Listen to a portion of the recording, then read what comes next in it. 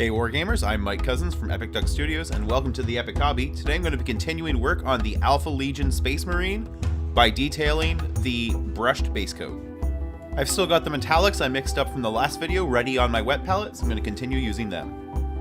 I'm really not quite happy with how much green there was on the miniature. I want just a little bit more, so I'm going to begin working that into some of the more exposed surfaces towards the top of the model, the edge of the shoulder pad, the top of the head, and the top of the backpack, a few areas like that. What I'm doing though is I'm using my beater brush, this sort of just large kind of flat brush that I use just for random tasks.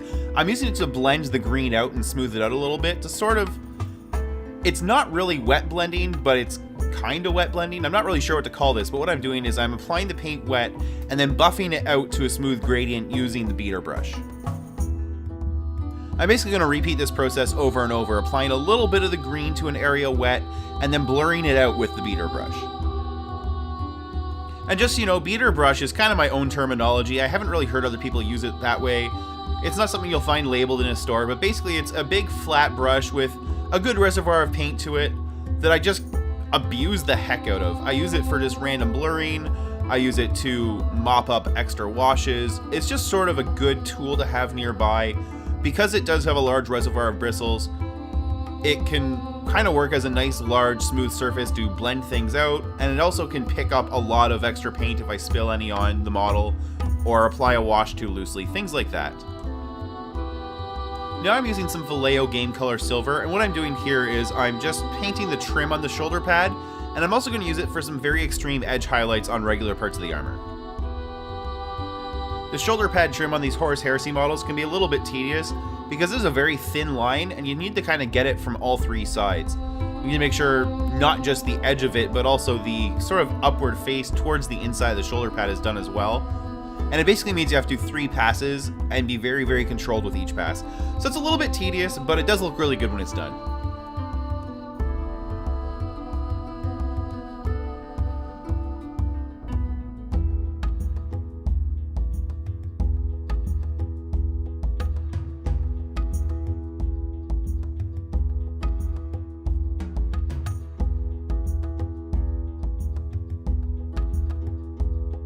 Now I'm moving on to using the silver for edge highlighting, really focusing on sharp edges and kind of horizontal surfaces near the top of the model. How much or how little edge highlighting you do is really personal taste, and in fact you can get away without doing it at all.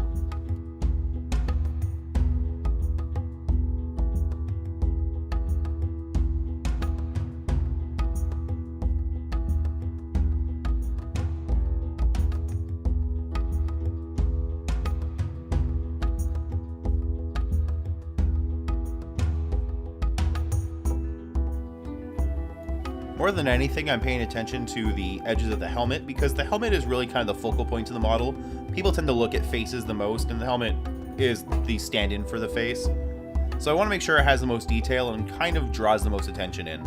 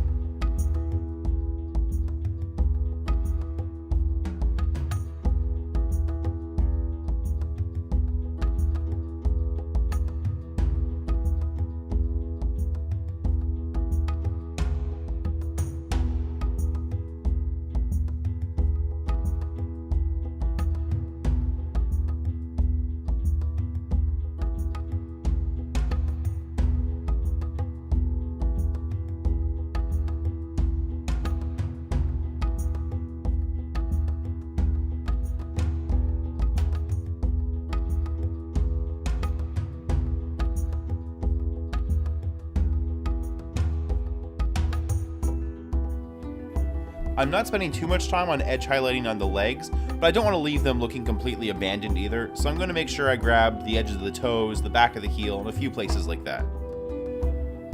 This particular Marine also has a bunch of metal studs on the one knee pad, so I'm going to make sure they're painted with a metal color while I've got it out.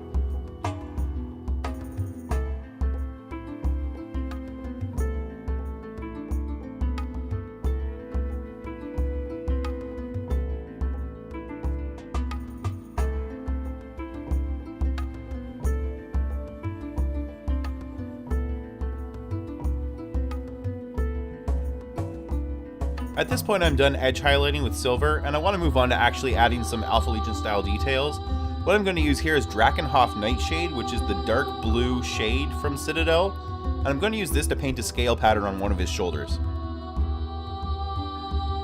I'm using a shade here instead of paint because I want to take advantage of the translucent nature of the shade, because I want the metallic finish of the shoulder pad to show through. Starting from the middle of the shoulder pad, I'm going to work outwards, drawing horizontal rows of sort of U-shaped loops.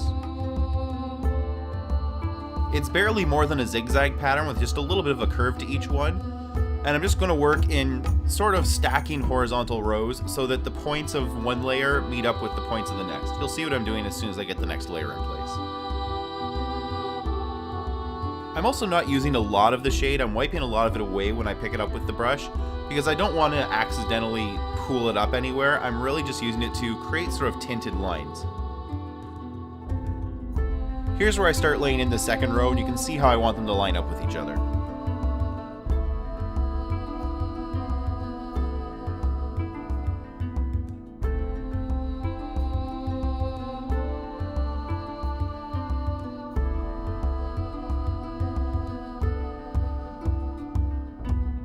And now it's on to the third row of scales. I'm going to continue like this, just adding them, building on top of each layer, until I've done with the Drakenhof Nightshade glaze, and I can move on to adding some metallic highlights to make the scales really stand out individually.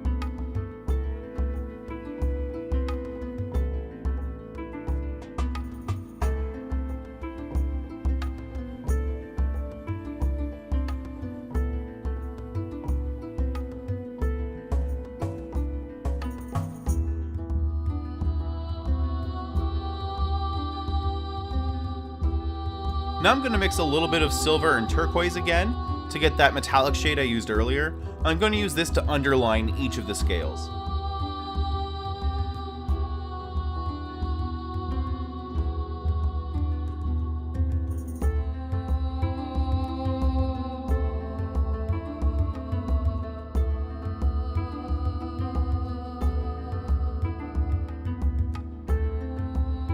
You'll see that I'm using this metallic edge just on what it would be the bottom of each scale, so where the next scale above would overlap it doesn't get any extra detailing.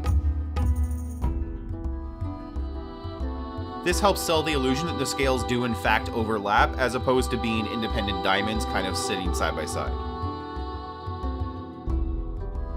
You can see as I move the model around and work on these that they're really only visible from certain angles, and they really help catch the light.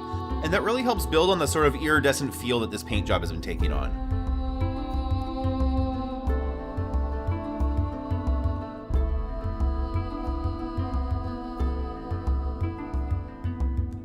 The turquoise edges looked pretty good, but I think I can do better, so I'm going to try again with Sybarite green. Again, this is going to be basically the same mix as before, where it's half and half Sybarite green and silver to get a metallic version of Sybarite green. I'm going to use this in the same manner, so just use metallic turquoise and literally outline the same scales. I just felt like a green iridescent sheen would look a little bit better than the blue.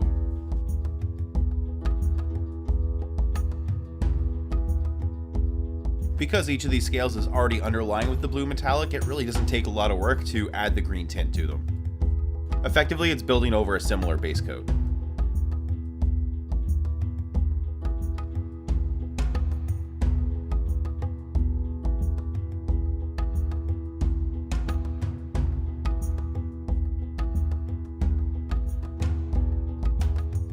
And that does it. At this point, I'm really happy with how these scales turned out. They really grab the light from certain angles and really do enhance the iridescent look of this miniature.